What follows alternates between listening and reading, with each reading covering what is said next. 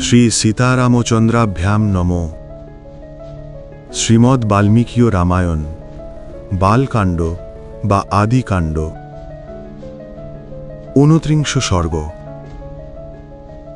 মহর্ষি বিশ্বামিত্র কর্তৃক শ্রীরামচন্দ্রের প্রশ্নের উত্তরদান এবং সিদ্ধাশ্রমে উপস্থিত হয়ে যজ্ঞ সম্পাদন। তখন মহা তেজস্বী বিশ্বামিত্র অপরিমেয় প্রভাবশালী রামচন্দ্রের জিজ্ঞাসার উত্তরে বলতে শুরু করলেন। হে মহাবীর রাম, দেবপূজিত মহান তপস্বী ভগবান বিষ্ণু এই আশ্রমে বহু বৎসর তপস্যা করেছিলেন। যোগ সাধনায় এখানে তার শত শত যুগ কেটে গিয়েছিল। এইটি ছিল মহাত্মা বামনদেবেরও তপভূমি।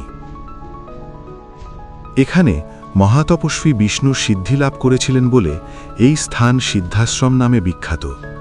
সেই সময়ে বিরোচন পুত্র রাজা বলি দেবরাজ ইন্দ্র এবং মুরুদগণ সহ দেবগণকে পরাজিত করে সেই স্বর্গরাজ্যকে নিজ অধিকারে নিয়ে এসে ত্রিভুবনে খ্যাতি লাভ করেন।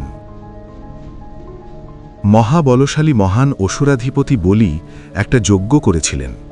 বলিরাজের সেই যজ্ঞ চলাকালীন দেবতারা নিজেরাই অগ্নিদেবকে মুখপাত্র করে এই আশ্রমে এসে ভগবান বিষ্ণুকে বললেন, হে সর্বব্যাপী পরমেশ্বর, বিরোচন পুত্র বলি একটি উত্তম যজ্ঞের আয়োজন করেছে। সেই ব্রত অর্থাৎ যজ্ঞ সমাপ্ত হবার পূর্বেই বা অসমাপ্ত থাকতে থাকতেই আপনি আমাদের জন্য নিজ কার্য সমাপন করুন। ওই যজ্ঞ নষ্ট করে বলি কর্তৃক বলপূর্বক অধিকৃত স্বর্গরাজ্য পুনরায় দেবরাজ ইন্দ্রকে প্রদান করুন। নানা দিক বা দেশ থেকে আগত প্রার্থীরা বলির নিকট উপস্থিত হয়ে যা কিছু এবং যে ভূমি অর্থাৎ স্থাবর অস্থাবর দ্রব্যাদি প্রার্থনা করছে, দৈত্যরাজ তাদেরকে সেই সব কিছুই দান করছে।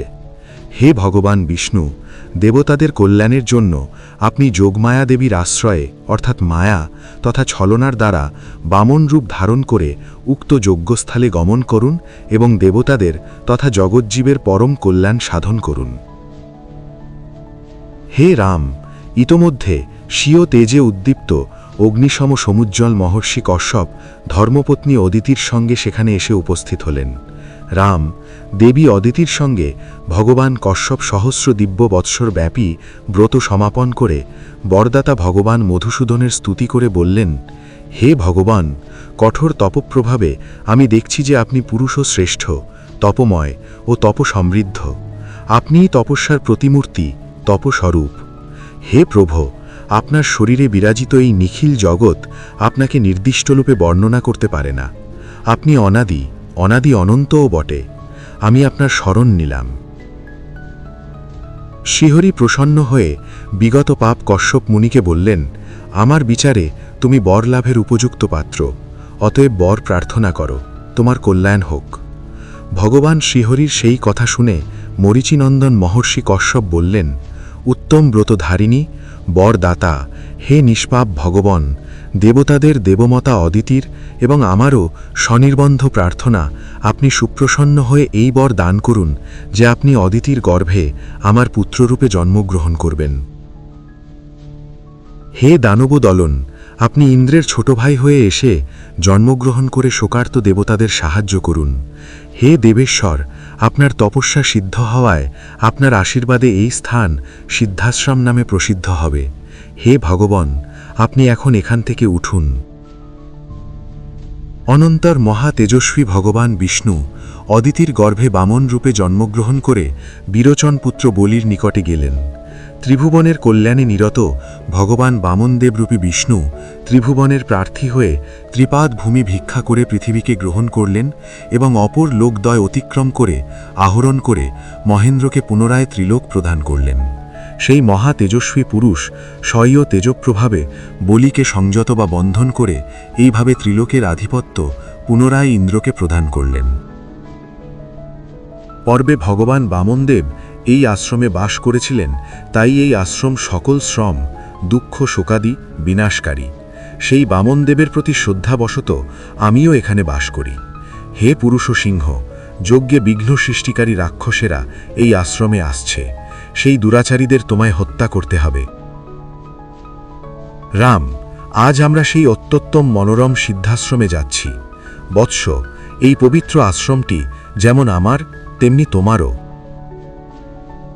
এই কথা বলে মহর্ষি বিশ্বামিত্র সানন্দে রাম এবং লক্ষ্মণের হাত ধরে সেই পবিত্র আশ্রমে প্রবেশ করলেন। সেই সময় তিনি যেন পুনর্বসু নক্ষত্রদয় যুক্ত তুষারমুক্ত চন্দ্রের মতো শোভা পাচ্ছিলেন। মহর্ষি বিশ্বামিত্রকে দেখে সিদ্ধাশ্রমবাসী মুনিরা সকলে ছুটাছুটি করে এসে তাকে সাদর অভ্যর্থনা জানালেন। তারা মহর্ষিকে যেভাবে অর্চনা করলেন, একই রকমভাবে রাজকুমার দ্বয়কেও আতিথেয়তা বা অভ্যর্থনা জানালেন। অনন্তর শত্রু নিধনকারী রঘুকুল নন্দন রাজপুত্রদ্বয় রাম এবং লক্ষ্মণ ক্ষণকাল বিশ্রাম করে করজোড়ে মুনিবর বিশ্বামিত্রকে বললেন, হে মুনিশ্রেষ্ঠ, আপনি আজই দীক্ষা গ্রহণ করুন, আপনার কল্যাণ হোক। আপনার যোগ্য কর্ম দ্বারা এই সিদ্ধাশ্রম আবার সিদ্ধ হোক, আপনার বাক্য সত্য হোক। এইরূপ কথিত হয়ে মহাতেজস্বী মহর্ষি বিশ্বামিত্র সংযত চিত্তে নিয়মপূর্বক যজ্ঞের দীক্ষা গ্রহণ করলেন। রাজকুমারদ্বয় সেখানে সংযত চিত্তে রাত্রিবাস শেষে প্রভাতে শয্যাত্যাগ করে পবিত্রভাবে প্রাতঃকালীন সন্ধ্যা বন্দনাদি এবং শ্রেষ্ঠ জপনীয় গায়ত্রী মন্ত্র জপ করলেন এবং পরে যথাবিধি অগ্নিহত্রাদি সমাপন করে উপবিষ্ট মহর্ষি বিশ্বামিত্রকে বন্দনা করলেন। মহর্ষি বাল্মীকি বিরচিত আদিকাব্য রামায়ণের বালকাণ্ডে বা আদিকাণ্ডে 29 সর্গ সমাপ্ত। নমস্কার।